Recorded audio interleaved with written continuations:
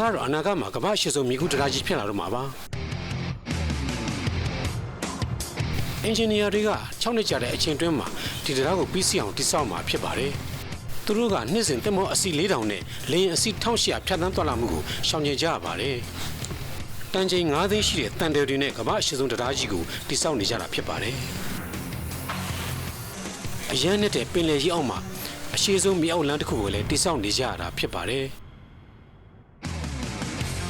ကမ္ဘာမှာအကြီးဆုံးဖြစ်တဲ့တန်တယ်ဘလောက်တုံးတွေကိုအသုံးပြုပြီးကျွန်းကျွန်းဖြစ်လာအောင်နဲ့လူအားနဲ့တည်ဆောက်ကြမှာဖြစ်ပါတယ်တရားကြီးရဲ့ခနိုင်အားမုန်တိုင်းတန်နဲ့ငရင်တန်ကိုလည်းခနိုင်ရမှာဖြစ်ပါတယ်သဘာဝပတ်ဝန်းကျင်ထိခိုက်မှုဆိုင်အနည်းဆုံးဖြစ်အောင်လည်းအလေးပေးဆောင်ရွက်ရပါတယ်အခုလိုကြိုးစားမှုတွေဟာခေတ်ဆက်ဆက်ကလူတွေအိမ်မက်တွေကိုလည်းအကောင့်ထဲဖွင့်နိုင်ဖို့ဖြစ်ပါတယ်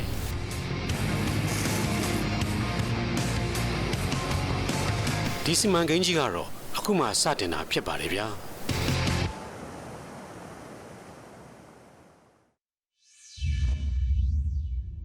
ဟောင်ကောင်မကာအိုပလဲတရားကြီး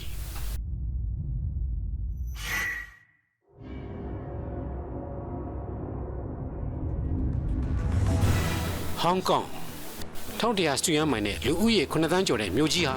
နိုင်ငံတကာမှရွှေသွင်းကုန်ပို့ကုန်ခရီးသွားလာမှုဆိုင်ရာလုပ်ငန်းအခြားသောစီးပွားရေးလုပ်ငန်းများနဲ့အတူအာရှတိုက်မှာတိုးတက်အစီအကားဆုံးသောနေရာဖြစ်တည်ရှိနေပါတယ်။တာမန်ပင်လယ်တံငါရွာလေးဘွားကနေတရုတ်နိုင်ငံရဲ့နေထိုင်မှုရာအကောင်းဆုံးနဲ့အသင့်တော်ဆုံးမြို့တစ်မြို့ဖြစ်တည်ရှိလာခဲ့ပါတယ်။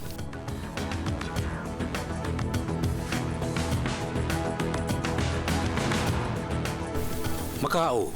20စတူယန်မိုင်သာကျယ်ပြန့်တဲ့မြေပြင်ပေါ်မှာလူဦးရေ4သိန်းကျော်နေထိုင်တဲ့မြို့တစ်မြို့ဖြစ်နေပြီးကမ္ဘာပေါ်မှာလူဦးရေတည်သိမှုအများဆုံးမြို့တစ်မြို့လည်းဖြစ်ပါတယ်။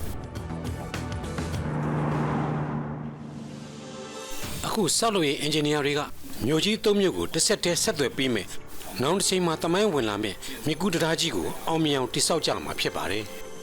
။အနာဂတ်မှာတည်ဆောက်မယ့်တရားကြီးဟာဟောင်ကောင်ကိုအဖက်ဖက်ကတိုးပြီးတိုးတက်လာစေမှာဖြစ်ပါတယ်။ပင်လယ်ပလဲလုပ်ငန်းကလည်းဟောင်ကောင်ရဲ့စီးပွားရေးတိုးတက်မှုကြောင့်အလင်းများတိုးတက်လာနိုင်ပါတယ်။မကာအိုကလည်းခီးသွွားလုပ်ငန်းတွေပိုပြီးအထောက်အကူဖြစ်လာနိုင်စေပါတယ်။ဒါပေမဲ့ဒါကအိမ်မက်တစ်ခုသာဖြစ်နေပါတယ်။ရှုပ်ထွေးလာတဲ့ပင်လယ်ရဲ့ဂေဟစနစ်စိုးသွန်းလှတဲ့သဘာဝဘေးအန္တရာယ်အင်မတန်ရှည်လျားလာတဲ့မြစ်အကွာအဝေးအဲ့ဒီမြစ်ပေါ်မှာတိဆောက်မြစ်ကူးတရားတိဆောက်ဖို့ဆိုတာဟာဖြစ်နိုင်ခြင်းမရှိတော့တဲ့အရာမှတိဆောက်မှုကြီးဖြစ်နေပါတယ်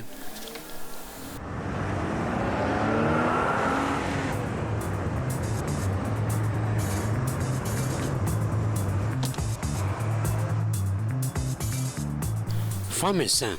ဆောက်လုပ်ရေးတရားအင်ဂျင်နီယာလွန်ခဲ့တဲ့10နှစ်ကျော်က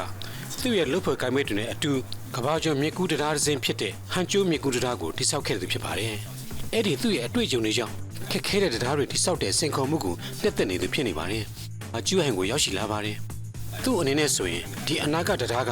သူ့အတွက်ကြီးမားတဲ့စင်ခေါ်မှုတစ်ခုဖြစ်နေပါတယ်။ဟန်ကျိုးမြေကူးတရားကြီးဆောက်ပြီးသွားတဲ့နောက်ပိုင်းမှာကြွချွတ်မှုအပိုင်းတွေပို့ပြီးတော့အဆင့်မြင့်ပြီးတစ်ဆန်းနဲ့ဆောက်လုပ်မှုတွေဆောက်လုပ်နိုင်မှုမျှော်လင့်ပါတယ်။အဲဒါကြောင့်မလို့ဟောင်ကောင်မကာအိုတရားကြီးတည်ဆောက်ရေးစီမံကိန်းအဖွဲ့ဝင်မှာပါဝင်ဖို့စီးရင်ပေးသွင်းခဲ့ပါတယ်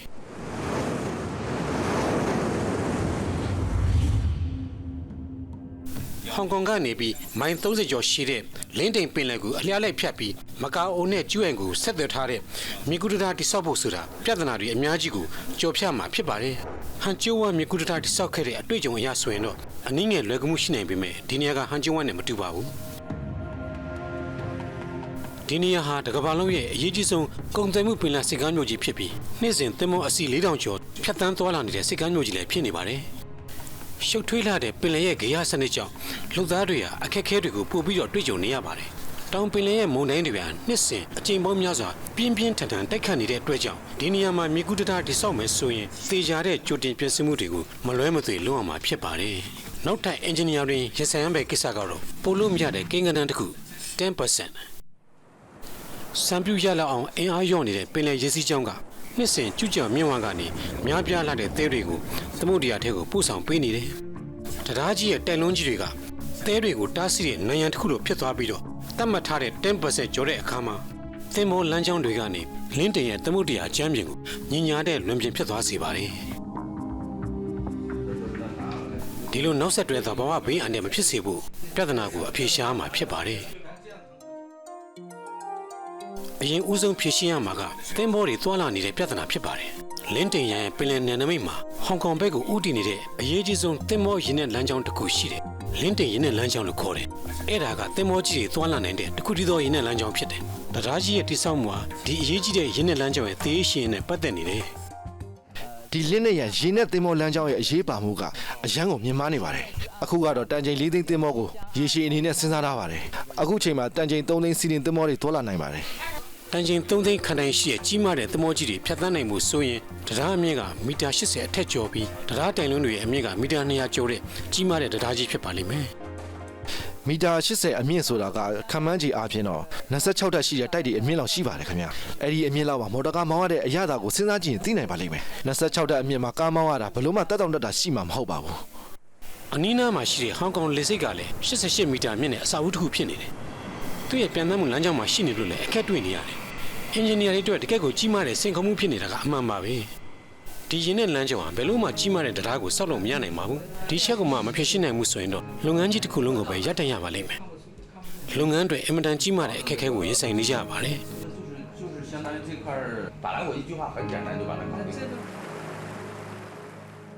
စွန့်စားမှုကြီးမားတဲ့လမ်းကြောင်းတစ်ခုကိုတော့အဖွဲ့ဝင်တယောက်ကထုတ်ဖော်ပြောခဲ့ပါတယ်ဒီနည်းလမ်းကအရန်တတိရှိရပါမယ်ပင်လယ်ရေမျက်နှာပြင်ပေါ်ကတရားတိစောက်မှုကိုဆွန့်လွတ်လိုက်ပြီးတော့ပင်လယ်ရေအောက်မှာရှည်လျားတဲ့လမ်းကြောင်းတစ်ခုကိုစောက်ဖို့ပဲဖြစ်ပါတယ်2009ခုနှစ်ကတရုတ်ပြည်မြေကူးတံတားသမိုင်းမှာဗတ်ပေါင်းစုံစစ်စားတွေးတောပြီးရလာတဲ့တင်ပြကောက်နှုတ်ချက်ကဒီပင်လယ်ပြင်မှာ 6.8 ကီလိုမီတာရှည်လျားတဲ့ရေအောက်ဥမင်လမ်းကြောင်းတစ်ခုနဲ့22.9 မီတာရှည်လျားတဲ့မြေကူးတံတားတိစောက်ဖို့ပဲဖြစ်ပါတယ်ဒီဟာကတရုတ်ပြည်မှာတိစောက်ခဲ့တဲ့အကြီးမားဆုံးအရှည်လျားဆုံးအရှုပ်ထွေးဆုံးမြေကူးတံတားကြီးဖြစ်လာပါတယ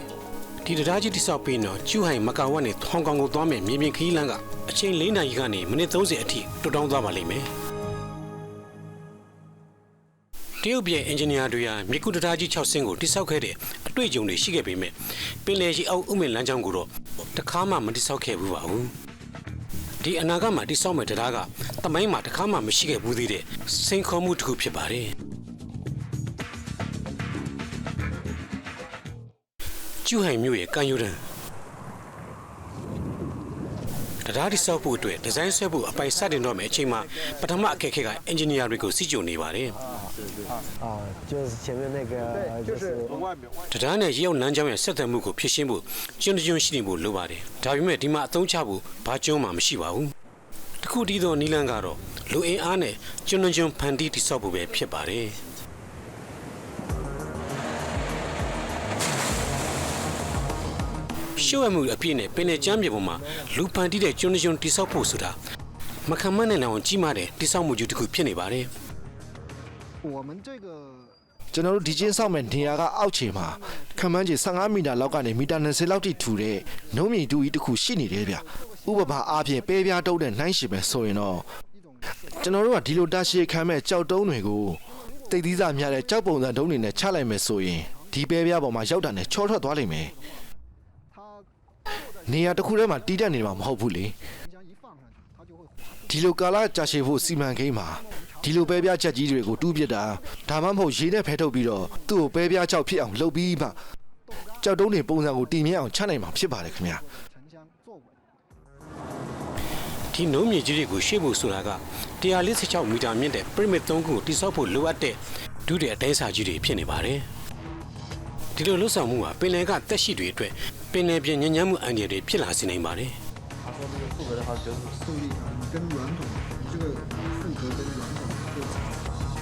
အချိန်ကလူကိုမဆောင်ပါဘူးကျွန်းတိစောက်မှုကိုစီမံကိန်းအရတစ်နှစ်အတွင်းမှာအပြီးတိစောက်မှာဖြစ်ပါတယ်အင်ဂျင်နီယာတွေအနေနဲ့ပိုကောင်းမဲ့နည်းလမ်းကိုချက်ချင်းစဉ်းစားဆုံးဖြတ်ချရပါတယ်ကြီးမားတဲ့ဆုံးဖြတ်ချက်တစ်ခုတော့ထွက်လာပါပြီတန်တဲ့အပိုင်းဘလောက်တုံးတွေစုပြီးကျွန်းတိစောက်မယ်စီမံကိန်းဖြစ်ပါတယ်ဒီအချက်ကအရန်ကိုကောင်းပါတယ်ခင်ဗျာတန်တဲ့ဘလောက်တုံးအဝိုင်းတွေကိုပင်လယ်ကျမ်းမြေပေါ်ကိုထားလိုက်နေရာချထားလိုက်ပြီးမှအလဲတဲကိုမြေတွေပြန်ဖို့ပြီးလူတိစောက်တဲ့ကျွန်းကိုတိစောက်မှာပါဒီဆုံးဖြတ်ချက်ကအရစ်အတွက်မြန်လွန်းတဲ့နှုံးမြေတွေကိုတည်ရှိဖို့မလိုပဲပင်လယ်ရဲ့သဘာဝကိုစဉ်းစားကြည့်မယ်ဆိုရင်အရန်ကောင်းတဲ့ရွေးချယ်မှုလို့ဆိုရပါမယ်အရန်ကိုကြီးမားတဲ့တန်တူအဝိုင်းဘလောက်တုံးတွေနဲ့စုစည်းထားတဲ့ကျွန်းဟာတရုတ်ပြည်ရဲ့သမိုင်းမှာတစ်ခါမှမရှိခဲ့ဘူးပါဘူးတ တန်တဲ့အဝိုင်းတိုင်တစ်ခုစီက17.5 မီတာအကျယ်ရှိပါတယ်ဘတ်စကတ်ဘောကွင်းတစ်ကွင်းစာလောက်ရှိပါတယ်အမြင့်55 မီတာဆိုတာကတော့28ထပ်တိုက်တစ်လုံးရဲ့အမြင့်လောက်နဲ့ညီမျှပါတယ်အလေးချိန်အနေနဲ့တန်950လေးတဲ့အတွက်မိုးပေါ်မှာပြန်နေတဲ့ A380 လေးမြန်အလေးနဲ့သွားညီမျှနေပါတယ်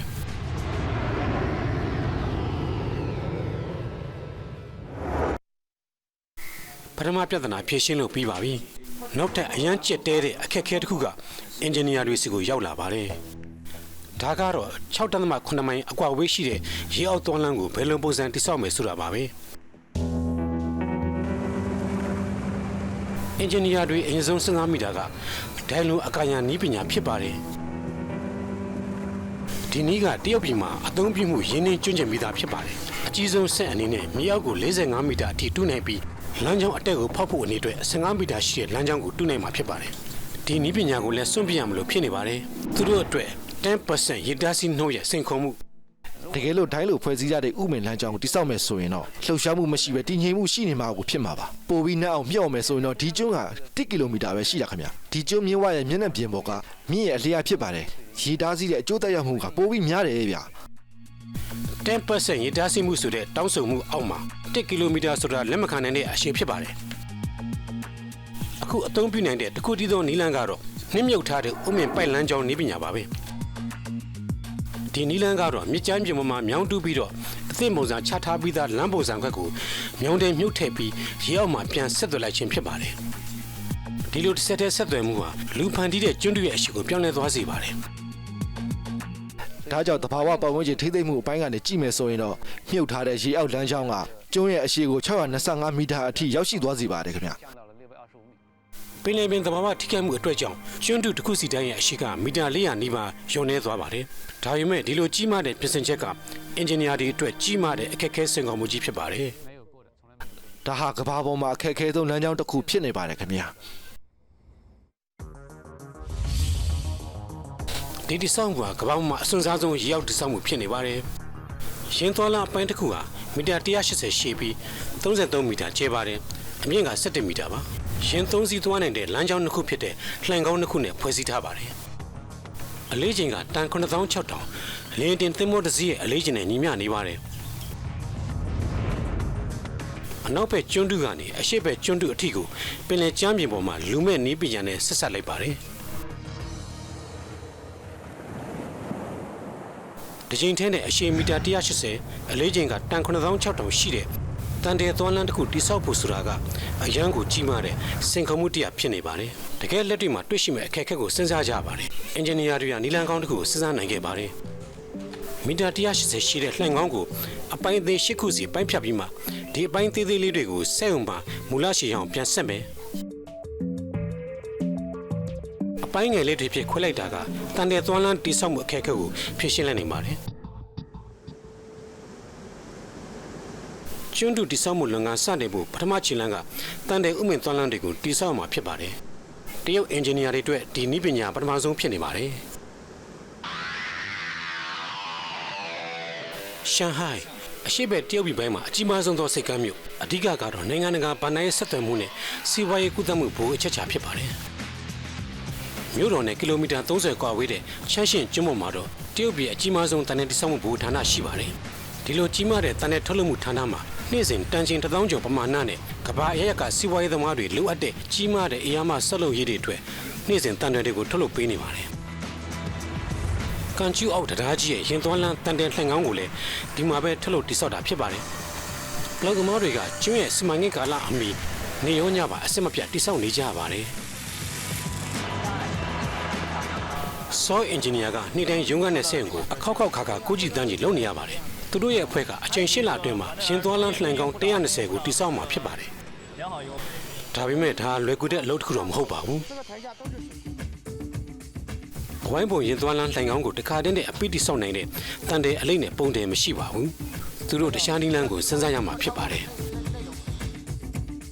လှိုင်ကောင်းရဲ့အဝိုင်းကို82ပိုင်းစီပိုင်းဖြတ်ပြီးမှတစ်ခုစီပြန်ဆက်ခြင်းဖြစ်ပါတယ်။ခွဲတဲ့အပိုင်းတွေများရင်များသလောက်ပြန်ဆက်တဲ့အချိန်မှာလည်းမှားယွင်းနိုင်ခြေကပိုပြီးများလာပါတယ်။လှန်ကောင်းအဝိုင်းတိစောက်မှုမှာ3စင်တီမီတာထက်ပိုပြီးကွာခြားလို့မရပါဘူး။18ထပ်တိုက်အမြင့်လောက်ရှိတဲ့အရာမှလှန်ကောင်းကြီးတွေဆိုရင်ဒါကအရန်ကိုကြီးမားတဲ့စွမ်းစားမှုကြီးဖြစ်ပါတယ်။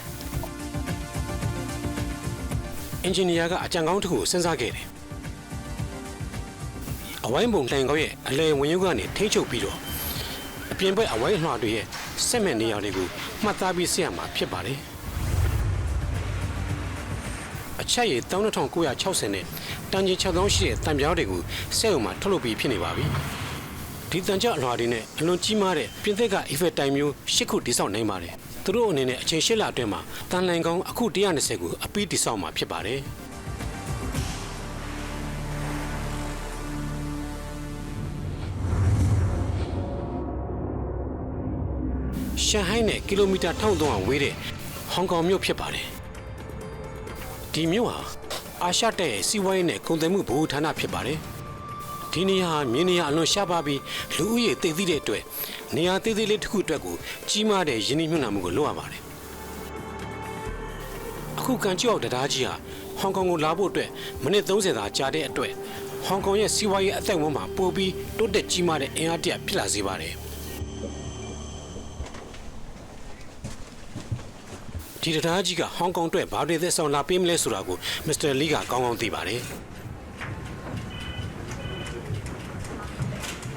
ကျွန်တော်တို့ဒီကန်ကျူအောက်တရားကြီးဖြစ်လာဖို့အတွက်ခံမှန်းကြီးလွန်ခဲ့တဲ့10နှစ်လောက်တည်းကဒီစီမံကိန်းကြီးကိုစခဲ့တာပါရေးဆက်ပါတယ်လို့ပဲပြောရမှာပေါ့နေ့နဲ့ငယ်ကြာခဲ့ပြီးတဲ့နောက်ကျွန်တော်တို့အခုလိုပူပေါင်းမှုအခွင့်အရေးရရှိခဲ့ပါတယ်ကျွန်တော်တို့တရားရဲ့ပထမဦးဆုံးစီလန်းဖြစ်တဲ့တရားတည်ဆောက်မှုဒီဇိုင်းပုံစံကိုကျွန်တော်တို့အဖွဲ့ကပြီးစီအောင်ဆွဲပေးနိုင်ခဲ့ပါတယ်ဟောင်ကောင်မြို့ရဲ့အဓိကစီးပွားရေးကနေခြားဒေသတွေကိုပင်လယ်ကနေတည်ဆောင်သွားတာဖြစ်ပါတယ်အခုဒေသတွင်းကပုံများလာတဲ့စီးပွားရေးအခွင့်အလမ်းတွေကဟောင်ကောင်မြို့သူမြို့သားတွေကိုပုံမမြန်ဆန်တဲ့ပို့ဆောင်ဆက်သွယ်ရေးတွေကိုရလာစေပါတယ်မြောက်ပိုင်းရဲ့ရင်းနှီးကမ်းဆက်ကလည်းပြည်မကြီးနဲ့ဆက်သွယ်နိုင်တဲ့အဓိကစီးပွားရေးလမ်းကြောင်းတစ်ခုဖြစ်ပါတယ်ဟောင်ကောင်ရဲ့စီးပွားရေးတိုးတက်မှုတွေအရအနောက်ပိုင်းဒေသတွေအတွက်ကောင်းမွန်တဲ့စီးပွားရေးအခွင့်အလမ်းတွေကိုဖန်တီးပေးနိုင်ပါတယ်မစ္စတာလီနဲ့သူရဲ့အဖွဲ့သားတွေကသူတို့ရဲ့စူးစမ်းမှုတွေနဲ့ဟောင်ကောင်ရဲ့စီးပွားရေးလမ်းကြောင်းအသစ်တစ်ခုကိုဖွင့်ပေးနိုင်မယ်လို့ယုံကြည်ပြီးတော့ဒီစင်ခေါ်မှုကိုလက်ခံခဲ့ပါတယ်တရုတ်ပင်လယ်ပြင်ထဲမှာ6.9 ကီလိုမီတာရှည်လျားတဲ့ရှီအောက်ဥမင်သွားလမ်းတစ်ခုကိုတိစောက်နိုင်ဖို့ဆိုတာမျိုးကသူတို့ရဲ့တမိုင်းတစ်လျှောက်မှာမရှိခဲ့ဘူးပါဘူးတန်ချိန်ပေါင်း33သိန်းနဲ့မြေသားတန်ချိန်2တန်းအယောနောက828မီတာအမြင့်ရှိတဲ့မုံညော်တိုက်8လုံးတိစောက်ဖို့အတွက်လုံလောက်ပါတယ်မုံမျိုးတိုက်တလုံးတိစောက်ဖို့ကအချိန်9နှစ်ကြာပါတယ်ဒါပေမဲ့ဒီအောက်သွားလမ်းတိစောက်ဖို့ကတော့အဲ့ဒီလောက်အချိန်မရပါဘူးအင်ဂျင်နီယာတွေကတနစ်ခွဲအချိန်တောအတွင်းမှာရှိသမျှရေအောက်ဥမင်သွားလမ်းတွေတက်ဆင်တိစောက်ပြီးဖြစ်ရပါမယ်ဒီအခက်အခဲတွေသူတို့ဟာနီလန်းအသစ်ကိုရှာဖွေရမှာဖြစ်ပါတယ်ဒီဇိုင်းပညာရှင်အဖွဲ့ကအိုးလီစန်တဲ့တရားကြီးကိုတိစောက်ခဲ့တဲ့ဂျမ်ဒီဒီဇိုင်းဘီသူကကျွမ်းကျင်ပညာရှင်တွေကိုဖိတ်ခေါ်ခဲ့ပါတယ်အိုးလီစွန်းတဲ့တရားကဥရောပတိုင်မှာအရှိလျားဆုံးသောရေအောက်သွားလမ်းပါတဲ့တရားဖြစ်ပါတယ်ဒီရေအောက်သွားလမ်းတိစောက်ထားတဲ့အတွေ့အကြုံရဂျာမနီရဲ့အင်ဂျင်နီယာဟာဒီတိစောက်ရဲ့အပိုင်းမှာအတွေ့အကြုံရစ်ကျက်တဲ့ကျွမ်းကျင်ပညာရှင်ဖြစ်နေပါတယ်ကျွန်တော်တို့စောက်ခဲ့တဲ့တရားထက်ပိုပြီးတော့ကြီးပိုပြီးတော့ရှုပ်ထွေးပိုပြီးအသေးစိတ်ကျတဲ့ဒီဇိုင်းပုံကိုကျွန်တော်တို့ယူဆောင်လာခဲ့ပါတယ်ခင်ဗျာကျွန်တော်တို့တက်ပိုပြီးတော့အရေးကြီးနေတာကဒီဒီဇိုင်းတိုင်းဘလို့နီးလန်းနဲ့ပြီးမြောက်အောင်စောက်ရမယ်ဆိုတာပါပဲဒီလိုမှမဟုတ်ရင်ဒီစီမံကိန်းကိုဘလို့ပုံနဲ့ပြင်ဆင်ဖွဲ့စည်းရမယ်ဆိုတာကိုမသိနိုင်ပါဘူးဒီနေရာမှာပြဿနာပေါင်းစုံရှိနေမယ်ဆိုတာကျွန်တော်တို့သိပါတယ်အလွန်ခက်ခဲတဲ့ပြဿနာတွေပါပဲခင်ဗျာအချိန်ကြာမြင့်မှုအနည်းဆုံးနဲ့အလျင်မြန်ဆုံးဆက်သွယ်နိုင်မဲ့ဒီဇိုင်းနည်းပညာအင်ဂျင်နီယာအတွက်ကြီးမားတဲ့အထောက်အကူဖြစ်စေပါတယ်ဒါကအရန်ကိုအသေးစိတ်ပါတယ်လှုပ်ဆောင်ချက်မြန်မာပြည်တိမ်မွေးတိကျတဲ့ဒီဇိုင်းဖြစ်ပါတယ်ပြင်ဆင်ထားတဲ့ပိုက်လိုင်းကိုမိနစ်20အတွင်းမှာအဆင်ပြေပြေနဲ့သတ်မှတ်နေရမှာထိုင်ကျစပီးတာဖြစ်စီပါတယ်ပုံစံချက်တွေဟာစီမံကိန်းတွေကြီးမားတဲ့စွမ်းဆောင်မှုဖြစ်ပါတယ်အခုတော့သတ်မှတ်ချိန်တွင်ပြီးမြောက်ဖို့အာမခံချက်ရသွားပါပြီဒါပေမဲ့ပိုက်လိုင်းတွေကိုတက်ဆင်မဲ့ဆက်တစ်ခုစီဝယ်ဖို့ကစီမံကိန်းတွေကုန်ကျစရိတ်အများကြီးနေပါတယ်အင်ဂျင်နီယာမှာရွေးချယ်စရာမရှိတော့ပါဘူးခက်ခဲတဲ့ပိုက်လိုင်းဆက်သွယ်နိုင်မဲ့စက်ရန်တရားကိုကိုယ်တိုင်တိစောက်ရတော့မှာဖြစ်ပါတယ်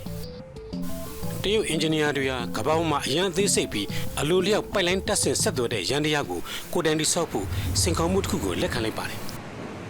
ရန်တရားကြီးတစ်ခုလုံးကိုတန်ချိန်3000အသုံးပြုပြီးတိစောက်ရပါမယ်လူသားတွေအတွက်ကတော့တိစောက်ချိန်3လဆိုတဲ့အခြေအနည်းငယ်သာဖြစ်ပါတယ်သူတို့ဟာဖြစ်နိုင်ခြေအလုံးကိုစုပ်ကင်ပြီးတော့ဒီအလုပ်ကိုပြီးစီအောင်လုပ်ရပါမယ်ဒါတခါမှဒီရန်တရားကိုတိစောက်ဖို့ခြင်းမရှိတဲ့ဆောက်လုပ်ရေးအဖွဲ့တွေကြီးမားတဲ့စိတ်ကောင်းမှုဖြစ်ပါတယ်အချိန်6လကြာပြီးနောက်မှာတော့နောက်ဆုံးရန်တရားကိုတက်ဆင်နေတဲ့စိတ်အလှုပ်ရှားဆုံးအချိန်ကိုရောက်လာပါတယ်လူသားတွေဟာ3ရက်အတွင်းမှာရှိသမျှတက်ဆင်ခြင်းအချောသလုပ်ငန်းကိုလှုပ်ဆောင်နေရတာဖြစ်ပါတယ် 3 ရက်မြောက်နေ့မှာတော့ဒီရန်တရားကိုပြန်ဖြုတ်ပြီးသင်္ဘောပေါ်ခွဲတင်လို့1600 ကီလိုမီတာကွာဝေးတဲ့ရေအောက်ဥမင်သွားလမ်းတိစောက်မှုလုပ်ငန်းတွေကိုတည်ဆောင်သွားမှာဖြစ်ပါတယ်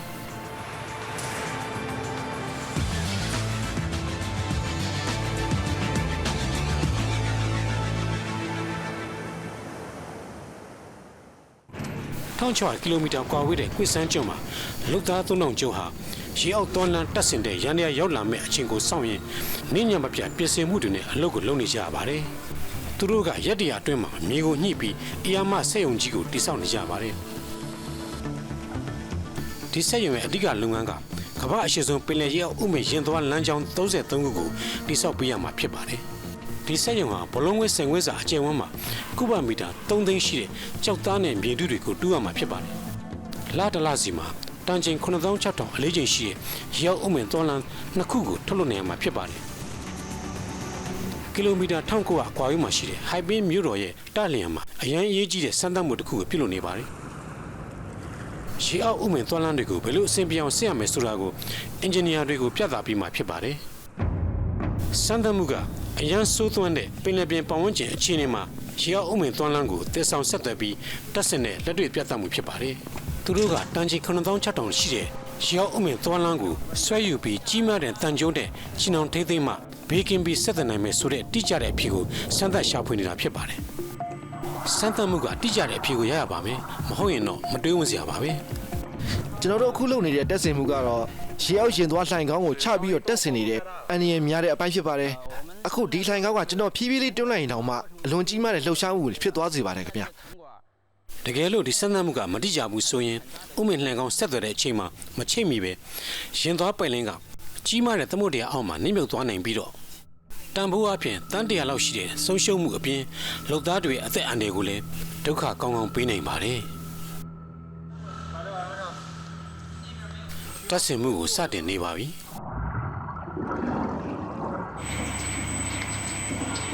ပုံစံတူဖန်တီးထားတဲ့လှိုင်းလုံးတွေကလှိုင်ကောင်းမိုးစံငယ်ကိုရိုက်ခတ်နေပါတယ်နှစ်ဝက်လောက်ကြိုးစားမှုအပြီးမှာရလကောင်းထပ်ပေါ်လာမယ့်အချိန်ကရောက်လာပါပြီတာလျန့်ရဲ့စမ်းသပ်မှုကဘယ်လိုနည်းလမ်းနဲ့ဒီအရာမှရင်သွားလှိုင်ကောင်းကိုတက်ဆင်ထိမ့်သိမ်းပြီးအန္တရာယ်ကင်းစွာဆက်နိုင်မလဲဆိုတာကိုအင်ဂျင်နီယာတွေကိုကူညီပြောပြပေးနိုင်မှာဖြစ်ပါတယ်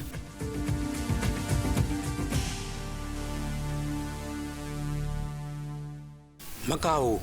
ကမ္ဘာမှာလူဦးရေအသစ်သီးဆုံးမြို့ဖြစ်ပါတယ်။ကမ္ဘာလုံးမှာစီးပွားရေးတိုးတက်မှုကြောင့်တခုတည်းသောစီးပွားရေးနဲ့မြို့တော်ရဲ့လိုအပ်ချက်ကိုမပြည့်စည်ပေးနိုင်ပါဘူး။သူတို့မှာဖွံ့ဖြိုးတိုးတက်မှုနည်းလမ်းအသစ်တွေကိုမြှင့်ဆန်းဖို့ကြိုးစားနေကြပါတယ်။ပိုပြီးများလာတဲ့ခီးသွွားဧည့်သည်တွေရဲ့စီးပွားရေးလုပ်ငန်းတွေနဲ့ပူးပေါင်းလိုကြပါတယ်။သူတို့ဆန္ဒအောင်မြင်ဖို့အတွက်အဓိကချက်ကတော့ဒီတရားကြီးတိစောက်မှုဖြစ်မဖြစ်အနိုင်ရှုံးပေါ်မှာလုံးဝမူတည်နေပါတယ်။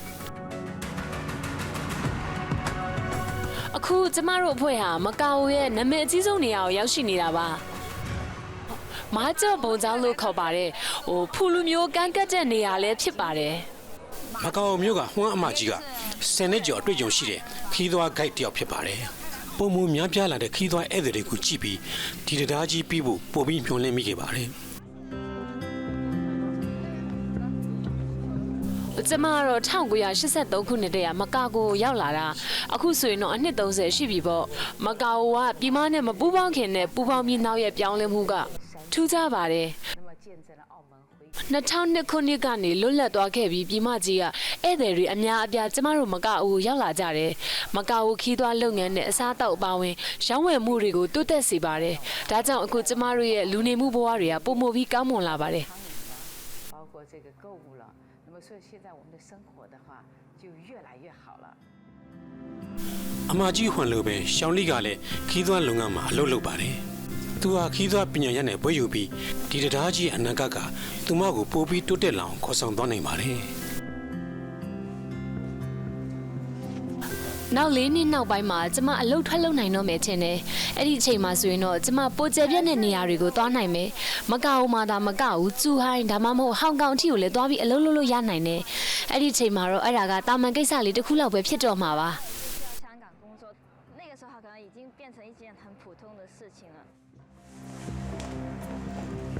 ငါချီနဲ့ဧည့်သည်တွေနဲ့နေ့ကိုမိတ်ဆက်ပေးမယ်။အားလုံးကအဝေးကိုအသေးစိတ်မြင်နိုင်လားဟိုမှာရှိရဲ့တရုတ်စာလုံးလေးတွေကိုတွေ့လာရင်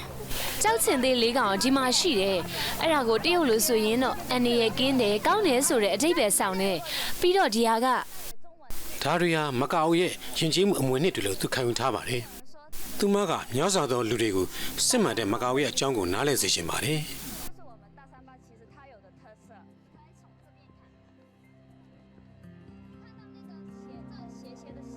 လင်းတဲ့သမုဒ္ဒရာကြီးမားတဲ့အင်အားတွေကိုတိုးဝက်ထားပါတယ်။တိုက်ဖုန်းမုန်တိုင်းနဲ့လှိုင်းလုံးကြီးများတရားကြီးရဲ့ဘေးကမှုအန္တရာယ်ကိုချင်းချောက်နေပါတယ်။တကယ်တော့ဒီနေရာမှာလူတွေမမြင်နိုင်တဲ့ချင်းချောက်မှုတစ်မျိုးလည်းရှိနေပါသေးတယ်။ဒီနေရာမှာအနှစ်20လောက်ကြိုတင်ပြင်ဆင်ထားတဲ့စမ်းသပ်မှုတစ်ခုရှိတယ်။တရားကြီးကိုအကြီးမားဆုံးချင်းချောက်နေတာကလေတွေလှိုင်းတွေတောင်မကပဲလူတွေမမြင်နိုင်တဲ့အန္တရာယ်တစ်မျိုးရှိနေပါတယ်။ကလိုရင်းစားတာဖြစ်ပါတယ်။ဒါကကျွန်တော်တို့1980ခုနှစ်ကမြစ်ထဲမှာချထားတဲ့တန်တဲ့မြေသားအယောနောပုံစံတို့တစ်ခုဖြစ်ပါတယ်။နှစ်20ကြာပြီးနောက်မှာကျွန်တော်တို့ဒီပုံစံတို့ကိုပြောင်းလာခဲ့ပါတယ်။ဒီမှာဆိုရင်ပုံစံတို့ရဲ့အတွင်းပိုင်းအထိဒီတန်နှုံးကိုတန်ကြီးတက်စေနိုင်ပါတယ်။တကယ်လို့ဒီတဲ့ပူချမဲ့အချိန်ကာလတစ်ခုမှာဆိုရင်တော့ဒီတန်တဲ့ပုံစံတို့တစ်ခုလုံးကတန်ကြီးတက်ပြီးတော့ပွားသွားပါလိမ့်မယ်။သူ့ရဲ့တန်ကြီးတက်ခြင်းကဖုံးကြွလာခြင်းကိုဖြစ်စေပါတယ်။ကွန်ကရစ်တစ်ခုလုံးကွဲအပ်သွားမှာပါ။ဒါဆိုရင်ဒီဟာကြီးတစ်ခုလုံးပျက်စီးသွားမှာပါ။ကလိုရင်းစားတတ်ကဒီတရားရဲ့အသုံးပြုနိုင်မဲ့တက်တန်း220ဆိုရင်အရန်ကိုကြီးမားတဲ့ချင်းချောက်မှုတစ်ခုဖြစ်ပါတယ်။ကွန်ချိုင်းအင်ဂျင်နီယာနဲ့သူ့အဖွဲ့ဝင်တွေကဒီလန်ကောင်တစ်ခုကိုတော့ရအောင်ရှားပါတော့မယ်။ကလိုရင်းစားရဲ့စွမ်းအားကိုတွန်းလှန်နိုင်ဖို့ဆိုရင်ပင်လယ်ပတ်ဝန်းကျင်မှာတိစောက်မှုလုပ်မယ်ဆိုရင်အကြီးမားဆုံးပြဿနာကတော့အချင်းကြားကြီးစားရဲ့ထိတွေ့ရက်ခတ်မှုပါပဲ။ဒီမှာစမ်းသပ်ထားတဲ့အတိုင်းဆိုရင်စားတာပေါက်တဲ့နေရာဟာဒီနေရာထိကိုရောက်နေပါတယ်ဗျာ။ဒီပြဿနာကိုဖြေရှင်းနိုင်ဖို့ကအရေးကြီးပါတယ်။ကန်ချီအော်တရားကြီးကို220အသုံးပြုနိုင်ဖို့ကအရန်အရေးကြီးတဲ့ပြဿနာဖြစ်နေပါတယ်။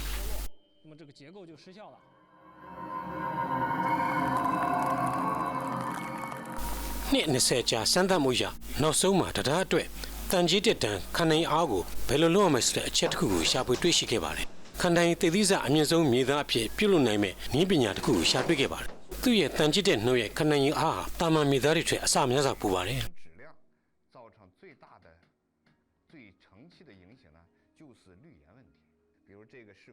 ကန်ချီအိုတရားဟာတမိုင်းတစ်လျှောက်မှာတန်ပါမှုအများဆုံးရှိတဲ့ဒီဇိုင်းနဲ့တိစောက်ထားတဲ့တရားဖြစ်ပါတယ်။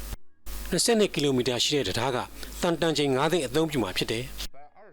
။တန်ရဲ့တီးတဲ့အလေးချိန်ကတင်းနဲ့မြေအယွန်းတော့ထက်တော့အလေးချိန်အများကြီးပေါ့သွားပြီမဲ့ဒီလိုစွန့်စားရမယ့်အန်ဒီအခြေအနေရဆိုရင်တော့ငလျင်တန်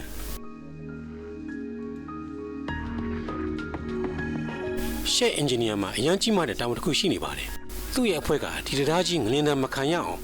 ကာကွယ်နိုင်မယ့်အကောင်းဆုံးနည်းလမ်းကိုရှာဖွေကြရမှာဖြစ်ပါတယ်။အခုတစ်ခေါက်တော့အင်ဂျင်နီယာဟာနည်းပညာအသစ်တစ်မျိုးနဲ့စမ်းသပ်ရှာဖွေထားတဲ့ကုန်ကျန်းကိုရှာလို့ရသွားပါပြီ။ဒါကတမန်ကွန်တီမျိုးဖြစ်ပါတယ်ဗျာ။သူ့ကိုပြစ်ချပြီးတဲ့နောက်မှာဘယ်လိုပုံစံမျိုးဖြစ်သွားမလဲဆိုတာကြည့်ကြရအောင်ဗျာ။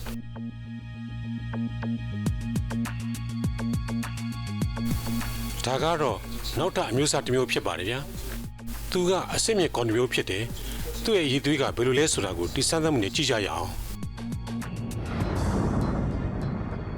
တမန်ကိုကတော့ငင်းတန်းကိုဖယ်ရှားတဲ့ခဏင်အားကမရှိဘူး။ပြီးတော့သူကတုန်ခါမှုရှိနေသေးတယ်။ဒီအစစ်မြေကိုကတော့သူကျသွားပြီးတဲ့နောက်မှာငင်းတန်းအားကကြောက်နိုင်တုန်ခါမှုမရှိတော့ဘဲနဲ့ပြေပြောက်သွားပါတယ်ဗျာ။ရှက်အင်ဂျင်နီယာနဲ့အဖွဲ့သားတွေကစမ်းသပ်မှုအသစ်ကိုစတင်နေပါပြီ။တရားကြီးမတိဆောက်ခင်မှာအသုံးပြုနိုင်မယ့်ကော်တမျိုးကိုရှာဖွေရမှာဖြစ်ပါတယ်။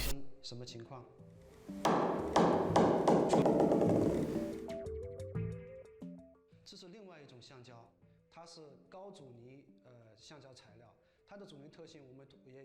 ကန်ချီအိုတရားကလင်းတင်ပင်လယ်ပြင်ကြီးကိုကန့်လန့်ဖြတ်တိဆောက်ပြီးနှစ်စဉ်သင်္ဘောအစီ4000ရဲ့ဖြတ်သန်းသွားလာမှုအဆင်ပြေနိုင်မှု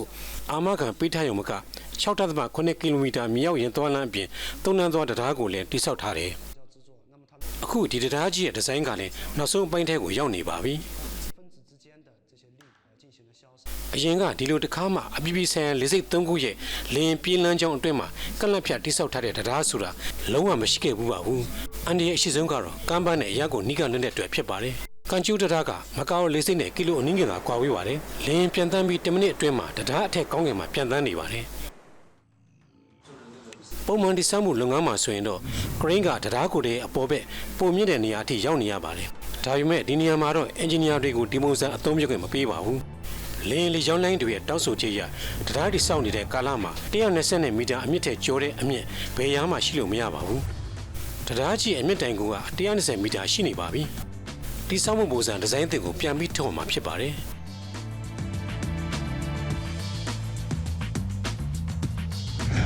ကရင်အသုံးပြုခြင်းတိဆောက်မှုနည်းလမ်းအသစ်ထွက်ရှိလာပါပြီ။ဒါကတက်ဆင်မှုနည်းလမ်းအသစ်ဖြစ်ပါတယ်။အလုပ်သမားတွေကတရားရဲ့တိုင်ထစ်တွေကိုမြေပြင်ပေါ်မှာပဲလိုအပ်သလိုတက်ဆင်မှုအလုံးလုပ်ပြီးမှတရားအထိုင်နဲ့ဆက်ပြီးတက်ဆင်ရမှာဖြစ်ပါတယ်။ဒီလိုကြီးမားတဲ့တန်ကူတိုင်ထစ်တွေကိုဆက်တင်မှုဆိုတာတိုင်တစ်ခုလုံးကိုမြေပြင်ကနေ90ဒီဂရီမှတ်နေအောင်တစ်ချိန်တည်းနဲ့လုံးဝမှာဖြစ်ပါတယ်။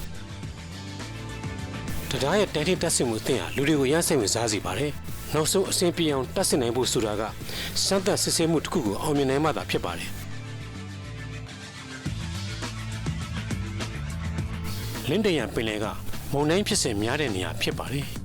နှစ်စဉ်အစစ်ချောက်ကျော်တဲ့လေတက်ခတ်မှုလို့ရှိတဲ့ရက်ပေါင်းကရက်နေရာလောက်ရှိပါတယ်ခိုင်မာတဲ့တရားကိုယ်တွေကအင်အားပြင်းတဲ့လေတက်ခတ်မှုအောက်မှာခါရမ်းပြီးလှုပ်တတ်ပါတယ်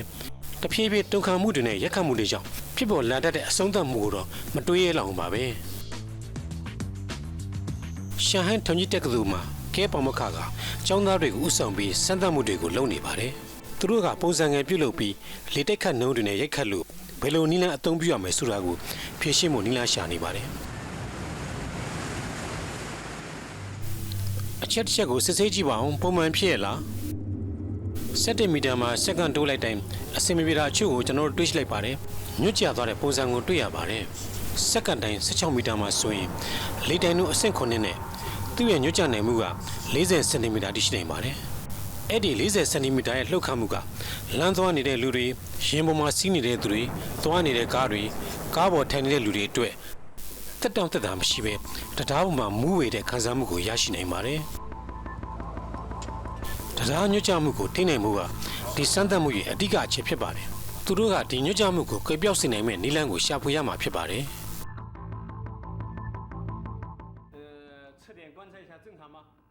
ကိန်းနိုင်အတွက်ပုံမှန်ပဲလား။ပုံမှန်ပါ我们已经发现了一些不利的涡振的现象。50စင်တီမီတာမြင့်ပြီးတော့1မီတာအကျယ်လောက်ရှိတယ်ဒီလိုတောက်တိုင်တစ်ခုကိုထောက်လိုက်ပြီးတဲ့နောက်ပိုင်းမှာတော့ပုံမှန်အစစ်9ရှိတဲ့လေတိုင်လုံးအောက်မှာ40စင်တီမီတာလောက်ရှိတဲ့တုတ်ခါမှုကခဏလေးအတွင်းမှာ6စင်တီမီတာပဲရှိပါလို့လေ30ကီလိုမီတာရှိတဲ့ဒီနေရာပင်လယ်ကမ်းစပ်ကကမ္ဘာပေါ်မှာအရှုပ်ထွေးဆုံးသင်္ဘောသွားလာမှုကိုပိုင်ဆိုင်ထားပါတယ်တရားကြီးစတင်တိစောက်နေပြီဖြစ်တဲ့အတွက်နေ့စဉ်သင်္ဘောအစင်း4000နဲ့စောက်လွှဲလုပ်ငန်းသုံးသင်္ဘောများသွားလာမှုတွေက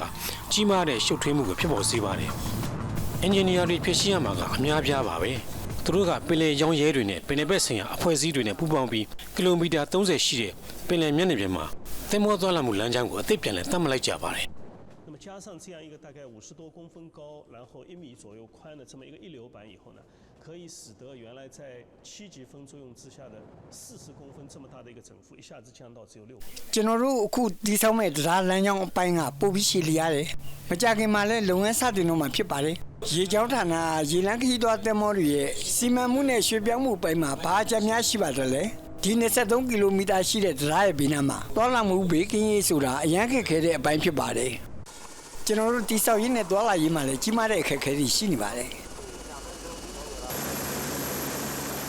ရွေးဟောင်ကောင်မကာအိုဒေတာတုံးမှာသွားလာနေတဲ့ခရီးတဲ့တင်သင်္ဘောလိုင်းတွေကိုကျော်ဖြတ်ထားတာပုံမှန်အခြေအနေမှာတော့သင်္ဘောလိုင်း150ရှိပါတယ်။ကွမ်ကျူးပင်လယ်ရေကြောင်း VTS ဌာနဟာပင်လယ်ရေကြောင်းသွားလာမှုတွေကိုအသေးစိတ်ကြည့်ရှုပြီးသွားလာနေတဲ့သင်္ဘောတွေကိုဘေးကင်းစေဖို့စောင့်ကြပ်ထိန်းသိမ်းတဲ့အဖွဲ့ဖြစ်ပါတယ်။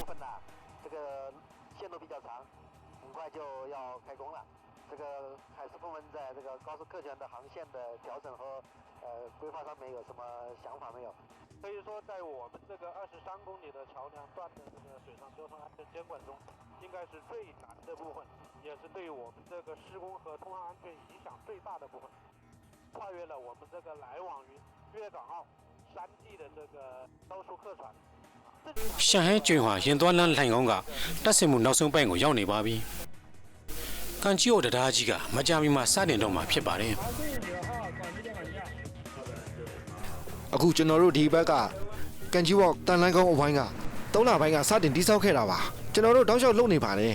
အခုလက်ရှိအခြေအနေကတော့မစိုးပါဘူးခင်ဗျာအဆုံးသတ်ဖို့တော့နှီးလာပါပြီခင်ဗျာဒီ2လ3လမှာအကျန်းအားဖြင့်တော့ဒီစိတ်ပိုင်းကပုံပြီးအမြန်ပြီးဖို့လိုပါတယ်ဒီနေ့ညမှာကျွန်တော်တို့အခြေပိုဆင်းရပြီးတော့အပိသက်ပါမယ်မနက်ဖြန်ဆိုရင်တော့အစီရင်ခံစာတင်လို့ရပါပြီအစီရင်ခံစာတင်ပြီးရင်တော့ပြီးပါပြီဗျာ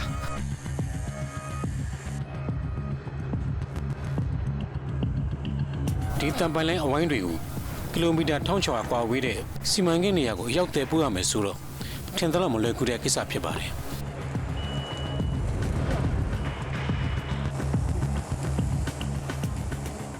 10 နိုင်လောက်ကြာမင်းဗျာ လူသား9ယောက်ကကောင်းငင်အမြင့်မှာ10နိုင်ကြောင်ဇက်တိုက်အလုပ်လုံးမှာတံပဝန်း8ခုကိုတည်ဆောင်သွားမဲ့တင်မောပေါ်ကိုအရောက်ပို့ပြီးနိုင်မှာဖြစ်ပါတယ်တိခါဆိတ်ရှည်မှုနဲ့ကျွမ်းကျင်မှုတွေစင်ခေါ်မှုတရားဖြစ်ပါတယ်တန်ချိန်9000ရှိတဲ့ကုန်နေတင်မောတစ်စီးကအများဆုံးတံပိုက်8လုံးကိုပဲတည်ဆောင်နိုင်ပါတယ်တန်ချိန်4000ရှိတဲ့တံပိုင်လုံးကတန်ချိန်9000ရှိတဲ့တင်မောနဲ့နိုင်ရှင်မဲ့ဆိုရင်ဟင်းတပွဲစာလောက်ပဲရှိပါတယ်ဒါပေမဲ့45မီတာအမြင့်ရှိတဲ့အတွက်တင်မောမောင်းတဲ့အခိုင်အရှိပဲကုန်းပတ်ပေါ်မှာပဲတည်ဆောင်လို့ရတာဖြစ်ပါတယ်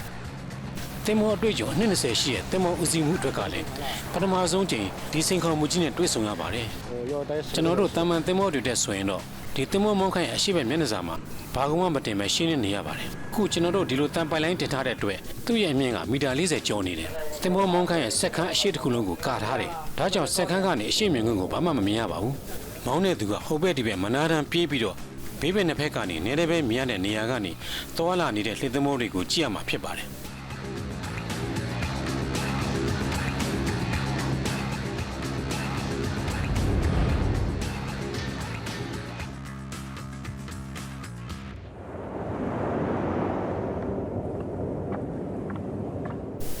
စိတ်ဟွာအမတ်စိတ်နဲ့တင်မောကြီးကတံပိုင်လဲ၈ခုကိုသယ်ဆောင်ပြီးတော့တောင်ဘက်ကီလိုမီတာ1600ကွာဝေးတဲ့လင်တင်းရံကိုမောင်းနေပါပြီ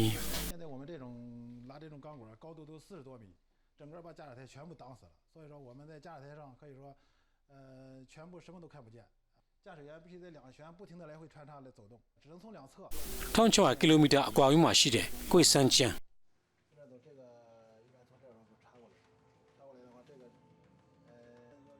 ဥမင်းရင်သွားလန်းဆက်ုံကအလုပ်ပြီးမြောက်တော့ပါမယ်ကြီးမားတဲ့တန်ပုံစံအပြောင်းတွေဝင်ရောက်လာပါပြီနောက်ဆုံးဆက်ဖို့အပိုင်းကိုလည်းရောက်နေပါပြီ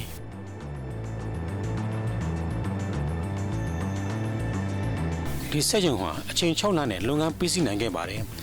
စီမံကိန်းအရအချိန်1လကြိုပြီးပြီးစီးတာဖြစ်ပါတယ်ကျွန်တော်တို့ထုတ်လုပ်ထားတဲ့အလွှာအားလုံးကိုတရက်နေ့မှာတက်ဆင်ပြီးဆက်မှာဖြစ်ပါတယ်နောက်ဆုံးပိုင်းပေါ့ဒါကတော့ပြောနေကြတဲ့အတွင်းအချင်းအဲ့ဒါကတော့ဘေးပဲမြင်ကွင်းမှာဒီရင်သွားလမ်းအရှိက22.5မီတာအရှိက22.5မီတာအမြင့်က17.94မီတာအကျယ်က39.95မီတာမြင်းနဲ့ရုံတော့တဲ့အပိုင်းကအလေးချိန်က3400လောက်ရှိတယ်တောက်ဆိုထားတာကတော့24နာရီအချိန်အတွင်းမှာတစ်ချိန်ထဲနဲ့အပိတိဆောက်မှာဖြစ်ပါတယ်နှစ်ခုကိုသုံးရင်းနဲ့လုပ်တယ်ပြီးတော့အပြင်ထုတ်လိုက်ပါတယ်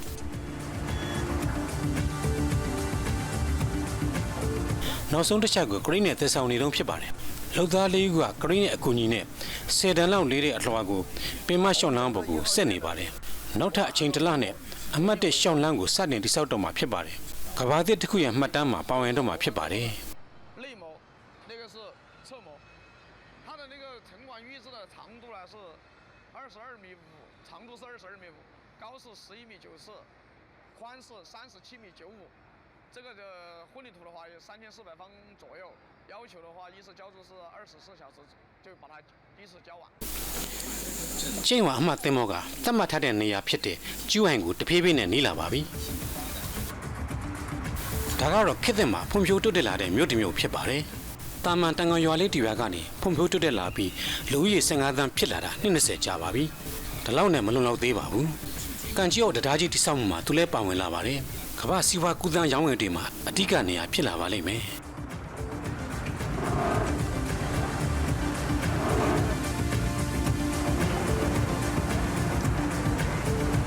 ကျန်းဆရာကကျူးဟန်မှာအနည်း20လောက်နေထိုင်ခဲ့ပါတယ်နိုင်ငံရေးပြောင်းလဲပွင့်လင်းမြင်သာလာတဲ့နောက်မှာကျူးဟန်ကိုရှေ့ပြောင်းလာတဲ့ပထမမျိုးဆက်ဖြစ်ပါတယ်ကျူးဟန်ရဲ့ဖွံ့ဖြိုးတိုးတက်မှုတွေကိုသူခန်းစားလာရပါတယ်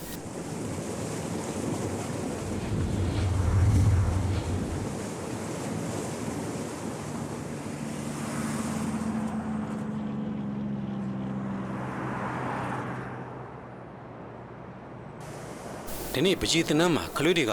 လက်မှုကိုလုံးနေတာပဲဖြစ်ဖြစ်ရေစေးပကြီးဆွဲနေတာပဲဖြစ်ဖြစ်ကာလာကဲတွေဆွဲနေတာပဲဖြစ်ဖြစ်ဖျောင်းကဲဆွဲနေတာပဲဖြစ်ဖြစ်မတူညီတဲ့ပစ္စည်းတွေကိုသုံးပြီးတရားဆောက်လို့ရတယ်ဆိုတာကိုပြသပါတယ်ကျန်းစရာကစဉ်းစားတွေးခေါ်မှုကဒီမျိုးကြီးအနာဂတ်လိုယူဆထားပါတယ်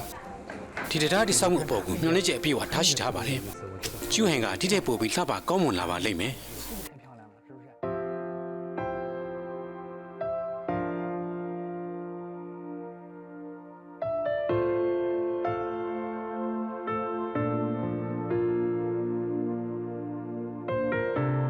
ပင်လယ်ကူးတင်မောကြီးကတန်လင်ကောင်းတွေကိုသဲဆောင်ပြီးကျွန်းဟန်လူတိဆောက်ကျွန်းစီကိုဥတီခုံမောင်းနေပါတယ်အချိန်ကလူကိုမဆောင်ပါဘူးဖိလစ်ပိုင်တောင်ဘက်အချမ်းမှာမုန်တိုင်းဖြစ်ပေါ်ဖို့အစပြုတင်ပါပြီတိုက်ဖုန်းမုန်တိုင်းဖြစ်ပေါ်အလားအလာရှိနေပါတယ်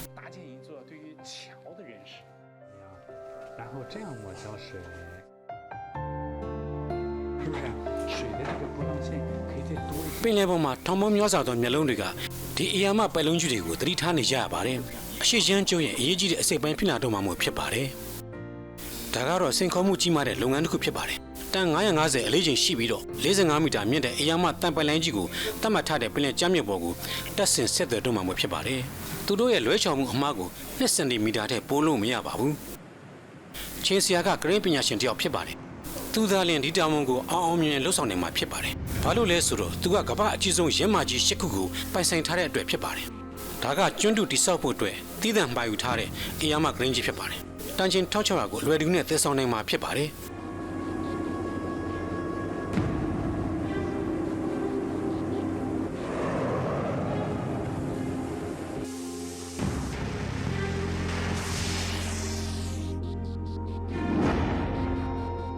တန်954တဲ့တမ်မဏိပိုက်လိုင်းကြီးကိုပင်လယ်ပြင်ထက်မှာဂရင်းနဲ့မချီလာပါပြီဒီနေရာမှာလွဲချော်မှုက2စင်တီမီတာတဲ့ပိုလို့မရဘူးဆိုတော့ဘယ်သူမှမသိပါဘူး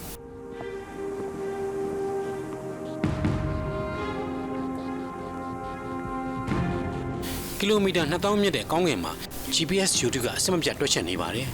ဒီတွက်ချက်မှုတွေကတရားကြီးတိစောက်မှုအတွက်အဓိကဖွဲ့စည်းထားတဲ့ GNSS ဘူဌာနပဲဖြစ်ပါတယ်ဒါကတော့ GNSS ဌာနချုပ်ပါသူ့ရဲ့တာဝန်ကစီမံကိန်းရဲ့တိစောက်ရမယ့်အသေးစိတ်အချက်လက်တွေကိုတာဝန်ယူပေးရတာဖြစ်ပါတယ်GNSS ရဲ့ကွန်ရက်ကတိစောက်ရေးနေရာကိုပို့လွှတ်ထားလိုက်ပါပြီအခုတမ်မဏိပိုက်လိုင်းကြီးကိုရေထဲကိုချတော့မှာဖြစ်ပါတယ်38မီတာအနက်ရှိတဲ့ပင်လယ်ကျမ်းပြင်ထဲကိုတတ်မှတ်ထားတဲ့နေရာထိထိုးဖောက်သွားမှာဖြစ်ပါတယ်အရာအလုံးကအဆင်ပြေချောမွေ့နေသလိုပါပဲဂရင်းကြီးကမကြမ်းခင်ရပ်သွားတော့မှာဖြစ်ပါတယ်တိုင်းတာထားတဲ့အချက်လက်ရပိုက်လိုင်းကြီးက9မီတာအနက်ထိမာကျောတဲ့အလွှာကိုရောက်ရှိနေပါပြီချင်းစီယာကြီးကကရင်ရဲ့လှူရှားဆောင်ရွက်မှုကိုအဆက်မပြတ်ထိန်းညှိနေရပါတယ်အထူးသဖြင့်ရဲမာကြီးကိုထိန်းညှိနေရပါတယ်အချိန်ထဲမှာပဲဖိလစ်ပိုင်ပင်လယ်ထဲမှာဒီနှစ်ရဲ့အကြီးမားဆုံး NASA မုန်တိုင်းကြီးကဖြစ်ပေါ်နေပါပြီမကြာခင်တောင်ဘက်ပင်လယ်ပြင်ကိုတိုက်ခတ်လာတော့မှာပါစီမံကိန်းညွှန်ကြားရေးအဖွဲ့ကအရေးပေါ်အစည်းအဝေးကိုပြုလုပ်လိုက်ပါတယ်ဒီမုန်တိုင်းကဆောက်လုပ်ရေးလုပ်ငန်းတွေကိုဖျက်ဆီးသွားနိုင်ခြေရှိနေလို့ပါ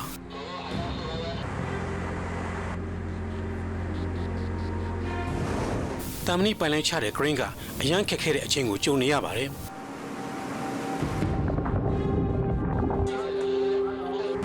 ချင်းစီယာအနေနဲ့ကမ္ဘာအကြီးမားဆုံးဂရင်းနဲ့ပင်လယ်ကျမ်းမြေပေါ်ကိုပိုင်လိုင်းချနေတာကဘာမှလွဲချော်မှုရှိလို့မရပါဘူးမိနစ်30နဲ့အပိသားမယ်အလုပ်ကအခုချိန်မှာ2နာရီကြာမြင့်နေပြီဖြစ်ပါတယ်ပင်လယ်လိုင်းတွေကလေရဲတက်ခတ်မှုနဲ့ပြင်းထန်လာပါတယ်ဒီဟာကအရန်ခက်ခဲကြီးမားတဲ့တာဝန်တရားဖြစ်လာပါတယ်သူသာအောင်မြင်ခဲ့မယ်ဆိုရင်အရှိကျွန်းအတူရဲ့ကောင်းမွန်တဲ့အစပြုံးမှုဖြစ်ပါတယ်မုန်တိုင်းကဒီပင်လယ်ပြင်နဲ့တဖြည်းဖြည်းပိုနီးကပ်လာပါတယ်ရေကြောင်းဌာနကသင်္ဘောတွေအားလုံးကိုမုန်တိုင်းအခြေအနေကြီးညာထားပြီးဖြစ်ပါတယ်သူတို့အနေနဲ့မုန်တိုင်းလွတ်ရာကိုရှောင်နေရမှာဖြစ်ပါတယ်ဒီညနေမှာ NASA မုန်တိုင်းလာလိမ့်မယ်ဘယ်မှာမုန်တိုင်းသွားခုကြမှာလဲညကြမှာမုန်တိုင်းလှုပ်ရှားမှုကိုစောင့်ကြည့်ပြီးတော့ငါတို့ဘယ်နေရာရှောင်ရမယ်ဆိုတာယူလိုက်မယ်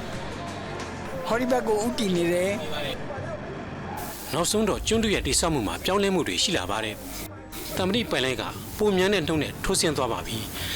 ဒါဟာမာကျော်တဲ့အလွှာကိုအောင်မြင်အောင်ထိုးဖောက်သွားနိုင်ပြီဆိုတဲ့သဘောပဲဖြစ်ပါတယ်10မိနစ်ဆိုတဲ့အချိန်တိုလေးမှာ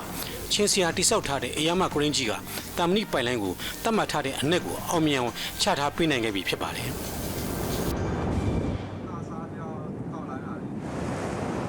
လုံသားတွေကကရင်ကိုချက်ချင်းစစ်ဆေးကြပါတယ်တော့ပါသေးတယ်ချင်းချာမင်းနဲ့ယခုလှုပ်ဆောင်မှုမှာကရင်ကချင်းဝင်းချက်မရှိဘဲနဲ့ပုံမှန်တိုင်းဖြစ်နေပါတယ်ရှိသမျှသင်းမောတွေမုန်တိုင်းကိုရှောင်သွားကြပါပြီအရှိကျွန်းတူတိဆောက်မှုလုပ်ငန်းတွေကနာဆာမုန်တိုင်းမလာခင်မှာအဆင်ပြေစွာပြီးစီးသွားခဲ့ပါပြီ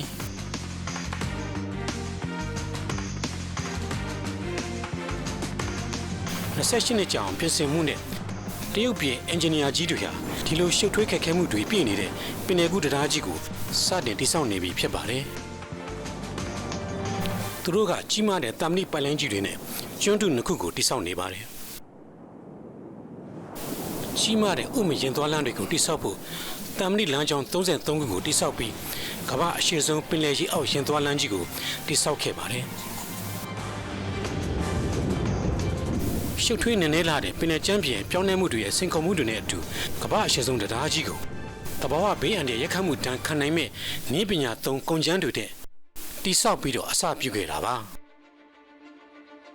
လေးနှစ်ကြာပြီးနောက်မှာဟောင်ကောင်ရဲ့တိုးတက်မှုချီလန်းတွေကပို့ပြီးတော့မြင့်တက်လာပါတယ်မကာအိုကလူငယ်တွေလည်းပို့ပြီးဝေးတဲ့နေရာတွေထိရှောက်လန်းနေကြတယ်ပြီးတော့ကျူးဟန်ရဲ့တီထွန်းနိုင်ဆုံးရှိတဲ့လူငယ်တွေလည်းကြီးပြင်းလာကြပါပြီပို့ပြီးကျေပြန့်တဲ့လောကကြီးကသူတို့ရဲ့ရှေ့မှကိုရောက်လာပါပြီပြီးတော့ဒီကန်ကျူးအောက်တရားကြီးကတရုတ်ပြည်ကအင်ဂျင်နီယာတွေဟာစင်ခုံမှုကြီးမားတဲ့တရားကြီးတစ်ခုကိုထပ်ပြီးအောင်မြင်အောင်တိဆောက်နိုင်ပြီဆိုတာကိုတိတ်တိတ်လေးပြောပြနေကြပါတယ်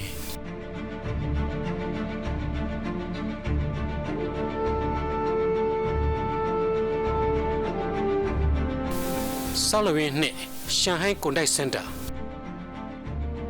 630မီတာရှိတဲ့အယာမမုံမြော်တိုက်ကမ္ဘာအမြင့်ဆုံးမုံမြော်တိုက်ရင်ဆိုင်ရမယ့်ပတ်ဝန်းကျင်နဲ့လူတွေရဲ့လှုပ်ရှားမှုတွေအယာမတိဆောက်မှုကိုဆက်လက်ကြည့်ရှုအားပေးကြပါ